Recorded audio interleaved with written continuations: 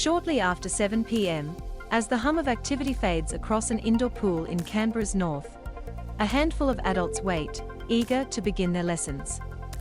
Dressed in everything from board shorts to track pants, some smile at new friends, while others tentatively place their backpacks beside the pool. The group shares a simple goal: to learn to swim. But they have been brought together by a tragedy.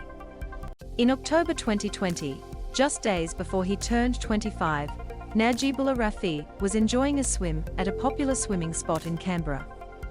The Kot River is often visited by kids and families looking to cool off on a hot day, and Najib had suggested a family outing there to take everyone's minds off the recent of an uncle back home in Afghanistan. Najeeb Rafee was the most selfless person. Like many migrants to Australia, Najib could not swim, but he had brought floaties and a blow-up raft to protect himself in the water. But, at about 5 p.m., Najib fell from the raft.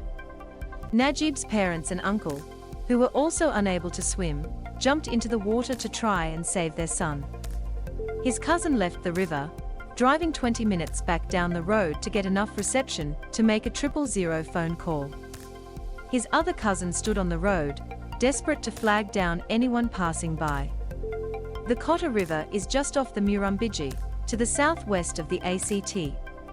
Pictured March 9, 2022. By the time paramedics arrived, Najib's father needed to be resuscitated. Najib was taken to hospital in a critical condition, where he stayed in intensive care for 10 days. The day he was taken off life support would have been his 25th birthday. From Afghanistan to Canberra. Seeking a better life and escaping persecution from the Taliban, Najib had fled Afghanistan with his family in 2009. They first traveled to Malaysia, and it was during this time that Najib's family say his true charitable character began to shine. Najeeb Rafee and his family fled the Taliban in 2009, before arriving in Australia in 2014. When language barriers prevented his parents from working, Najib accepted a job in a meat canning factory, bringing home $8 per day to support his family. At the age of 12, he was promoted to supervisor. It took 5 years before the Rafee family eventually made it to Australia. In 2014, they were granted visas thanks to sponsorship from their Canberra-based cousins.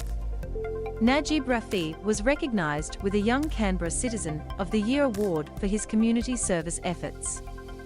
Once in the national capital, Najib completed high school and was later accepted into the Australian National University to study international relations and politics.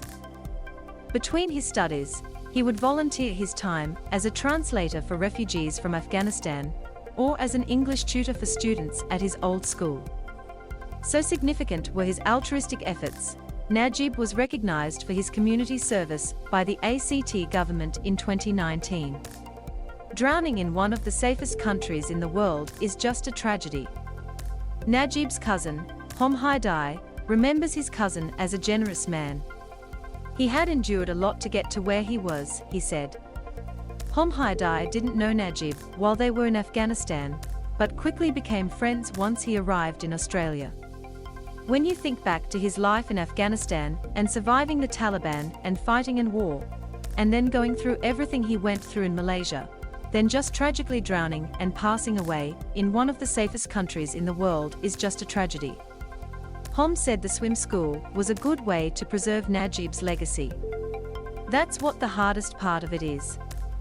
He finally got to a place where he had all these opportunities, he had the rest of his life at his feet, but not knowing how to swim is what took him away from us.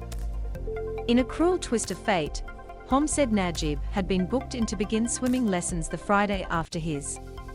He was actually meant to start exactly a week after he drowned, he said. Hom said he had stayed by his cousin's side while he was in hospital, translating for Najib's mother. She asked me literally every 5 minutes, "He's going to be okay. He's going to come home and we'll all go to our place and we'll have dinner, isn't he, Hom?" he recalled. The only thing I could say was, "We just have to pray for a miracle." Friends determined to honor Najib's legacy. For Annie Gao, the loss of her friend inspired her to establish a swim school program.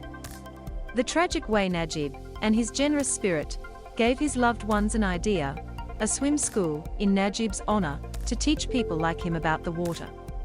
According to Royal Life Saving Australia, approximately 1 in 4 drownings in Australia is a person who is born overseas. For Annie Gao, one of Najib's closest friends, that statistic is unacceptable. His passing really affected a lot of us really deeply, she said. He was so full of life and character. He brought so much joy to our lives. He was also probably one of the most selfless people I ever met. Even if he was super busy, he would just go out of his way to help a friend. Andrew Nolan, Claire McBride-Kelly, Liam McBride-Kelly and Annie Gao founded Canberra's refugee and migrant swim program. Earlier this year, Annie and 3 other friends opened the refugee and migrant swim program in Najib's honor. Its goal is simple: to teach water safety to many who have never seen the water before. This is just our way of doing something also to back to the community and prevent any other people from experiencing this kind of loss, Annie said. Jonas comes to the swim program with his mum, Juliet. Every Thursday evening for an hour, a team of instructors faithfully teach swimming SS at no cost to participants, who hail from places like Southeast Asia, Kenya and the Democratic Republic of the Congo. Many students in the program have never tried to swim before. In our research, we found that Canberra was the only city in Australia that doesn't have a tailored program for people from a refugee and migrant background, another of the program's founders, Claire McBride-Kelly, said.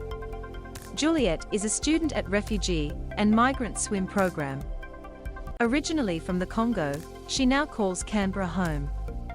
We saw that there was a critical need to fill that gap. Jade Arbalus is the coordinator of the swim program and one of the instructors. When I received that phone call and was listening to Najib's story, I just wanted to be part of it straight away, she said. Growing up in Queensland, she said, she had spent her whole life by the water and wanted to share her passion with others. Jade Arbalus says her family also didn't know how to swim.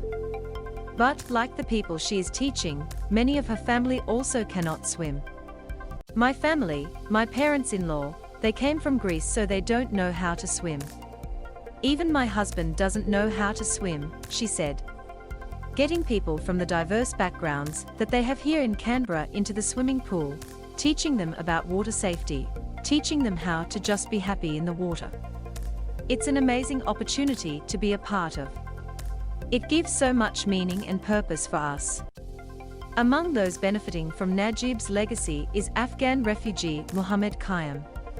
Mohammed and his wife were airlifted out of Kabul by the Australian Defence Force late last year. Basically, we were in the airport for 5 days. There were so many rockets, and my wife became unconscious over there. She went through lots of torture over there, he said. We are so grateful and thankful to the Australian Army, and the Australian people, and the Australian community. We never, ever forget their kindness and how they helped us. Mohammed says he is so grateful to the Australian community. Mohammed said he had jumped at the opportunity to learn a new S in his new home country among fellow refugees and migrants. It's our first time that we are swimming in the swimming pool, so it's going to be very amazing and we enjoy it a lot, he said. It gives so much meaning and purpose for us. Hom thinks it's the perfect legacy for Najib to have left behind. M to mute, left and right arrows to seek, up and down arrows for volume. Watch 7 seconds 7S Juliet learning to swim. I think it's really fitting because it just goes to who he was as a person and what his character was too, Hom said. To have this program, it's come out of tragedy, but exists in the hope of preventing further tragedies. He was just a beautiful person at heart, and he always wanted to give a hand to anyone, doesn't matter what it was. He was always willing to help people. Credits: Reporter, Antoinette Radford. Photography and videography, Ian Cutmore. Digital producer, Kate Medina. Digital editor, Elise Pianegonda.